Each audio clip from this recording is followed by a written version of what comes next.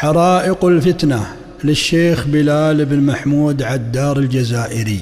خليلي خطب قد ألم بأمة، فواجع حلت في بلاد جزائري. حرائق عمت بالبلاد قد ضرمت بتدبير خوان لنشر مخاطر. يراد لهيب في النفوس وفرقة تشب بها الفوضى بقطر مآثر. وخوف وفقد الأنس من بعد أمنة، وهتك لأعراض وعود مجازر. ونهب لأموال وظلم لأنفس، وهجر لأوطان وقتل مشاعر. وعود على عقد الأمان بنقضه، وضعن إلى طرق الردى ودياجر. شماتة أعداء وكسب ندامة على فقد أمن وانقطاع أواصر. لقد دبروا مكرا لضرب بلادنا، لتغدو أشلاء تسوغ لكاسر. فهم للعدا سلم لهم ولدينهم، وحرب على دين الهدى بخناجر.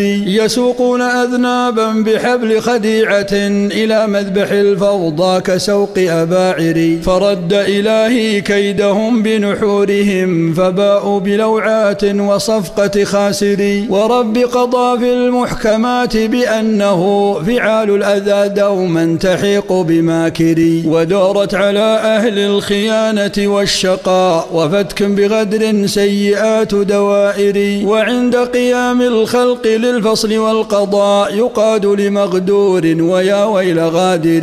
ألا أيها التاريخ فاشهد بأنهم عبيد لأعداء وصنعة كافر. فصبرا وصبرا فالخمود مصيرهم، وآذانكم صموا لدعوة فاجر. بضرب ووأد الشائعات بمهدها، ليقبر هرج يستطاب لناحر. وردوا الدواهيل الولاة كذلكم إلى أهل علم ذي التقى وبصائر. وعضوا على هدي النبي وصحبه إذا رمتم فوزا ونيل مفاخر. فلطفا إلهي بالبلاد وجد لها بغيث مريء للثرى وضمائر. أعذنا من النيران رحمك ربنا بهذه الدنا، وامن بيوم محاشر. وصل وسلم في الختام إلهنا على المصطفى ما سبحوا بهواجر. وصل وسلم في الختام إلهنا على المصطفى ما سبحوا بهواجر.